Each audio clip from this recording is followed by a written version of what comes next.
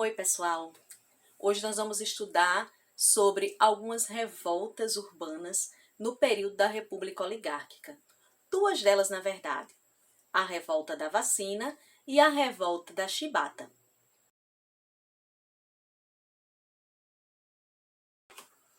A revolta da vacina aconteceu na cidade do Rio de Janeiro, que na época era a capital do Brasil. E foi um conflito violentíssimo, resultando em 30 mortos, 110 feridos e 945 pessoas presas. Algumas foram deportadas para o Acre. Por que a população se revoltou com a vacina? A resposta está na forma como a população era tratada. A República Oligárquica foi um período de grande crescimento e urbanização. Só que essa urbanização ela não chegou para todas as pessoas como um benefício. Como assim? As reformas para tornar a cidade com avenidas mais amplas, um projeto de reformulação urbana, ela veio com o prefeito Pereira Passos. Ele tinha essa ideia de tornar a cidade do Rio de Janeiro bela, né? uma capital nos moldes das capitais internacionais. E aí ele promove essa reforma urbana que tinha dois eixos principais. A reforma das ruas, né? Abertura de avenidas largas, construção de aquedutos e entre outras, né? Sanitarização das ruas. E também a reforma sanitária, que seria o combate às epidemias. Até aí a gente pode pensar, mas o que tem de errado nisso aí, né? Tem de errado na forma como se tratou a população. Porque a gente sabe que o tratamento dado para a elite é totalmente diferente do tratamento dado para as camadas mais populares, para as pessoas mais pobres. Primeiro, na reforma, né, que ficou conhecida como bota abaixo, o que o prefeito fez? Ele mandou demolir os prédios velhos, né, o que abrigavam cortiços. O que é cortiço? Vários quartinhos ali que são alugados, várias casas amontoadas ali juntas, essas habitações que para esse projeto de reforma eram vistas como feias, né, e que abrigavam pessoas mais pobres que pagavam aluguéis a um baixo custo. Então ele manda demolir isso para reformar o centro e para embelezar o centro. Só que ele manda demolir e não paga nenhuma indenização, não dá nenhum auxílio para as pessoas que moravam lá irem para outra região. Deixa as pessoas simplesmente ao Deus dará. E aí essas pessoas têm que procurar outro local para morar e nisso se dá início ao processo de favelização, porque as pessoas vão buscar as regiões na periferia, ao redor da cidade, nos morros. E com a reforma sanitária, que foi empreendida pelo médico sanitarista Oswaldo Cruz, temos um outro momento de tensão para a população mais pobre. Por quê?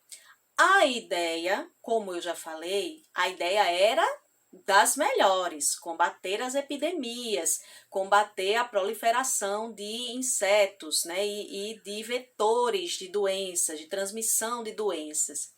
Só que a forma como era feito, sem esclarecimento para a população, não contribuía muito com a situação.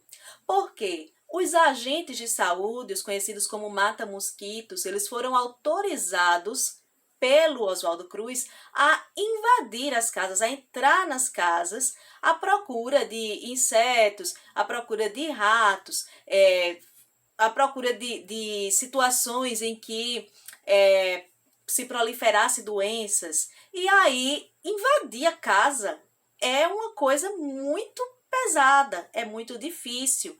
E eles não invadiam as casas das pessoas mais abastadas, invadia a casa da população mais pobre. Então, veja bem, as pessoas já tiveram suas casas tomadas e demolidas, seu local de morada expulso, sem nenhuma ajuda, nenhum auxílio.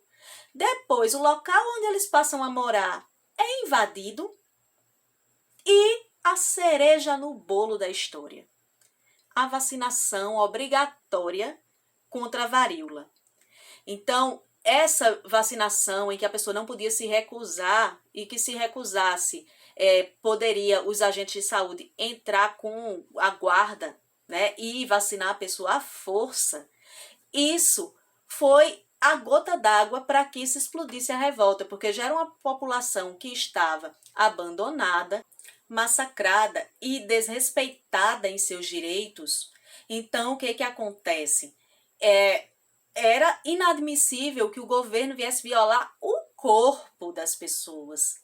E aí as pessoas vão às ruas e explodem essa revolta popular, formam barricadas, tem confronto com a guarda. Então, é um movimento extremamente violento, mas que rapidamente acaba sendo contido pela Guarda Nacional, porque já era um grupo preparado, né, contra uma população que foi uma revolta espontânea, então não tinha preparo, organização, né? Foi uma explosão popular. E aí foi duramente reprimido e teve um saldo violentíssimo, como eu comentei inicialmente.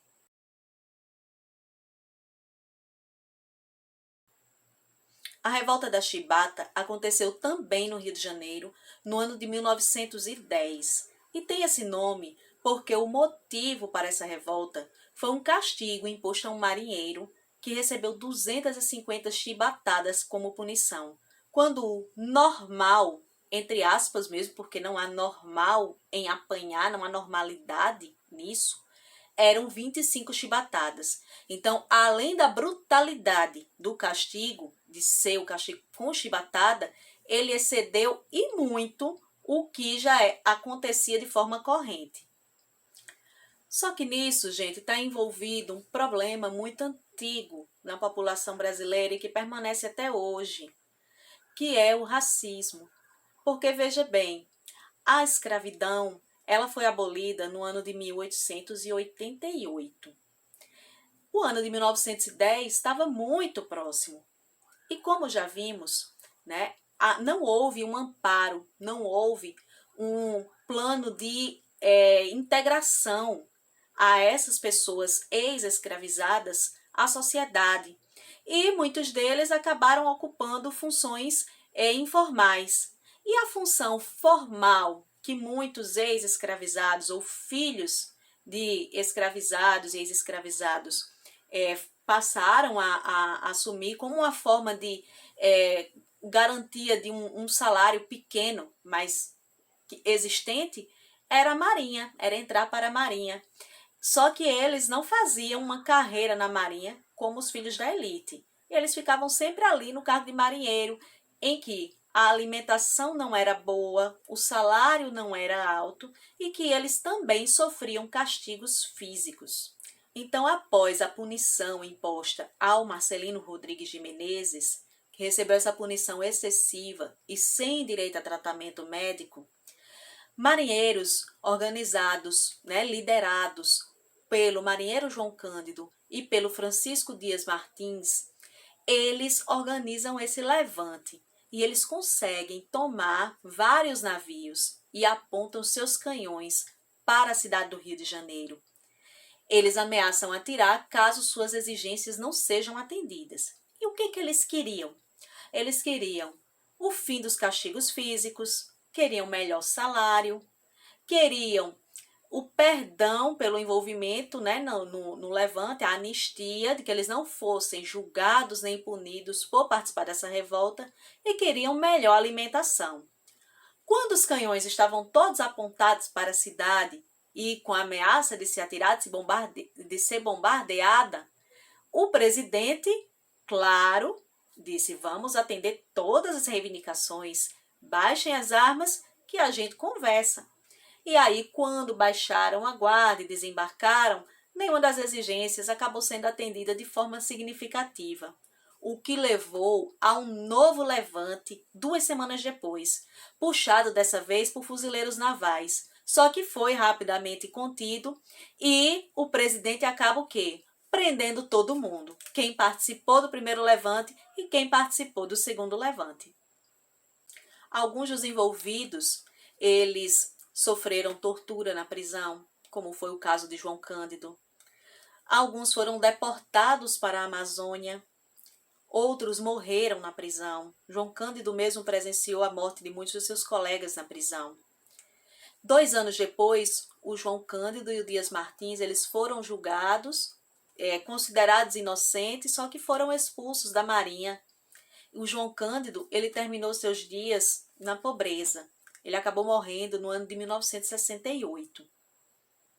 Então, gente, essas revoltas populares, elas mostram pra gente o descaso que havia com as populações mais pobres. Não havia uma política voltada para a inclusão dos ex-escravizados e ainda permanecia o preconceito e o racismo contra essas populações. Por hoje, ficamos por aqui. Até a próxima aula. Tchau, tchau!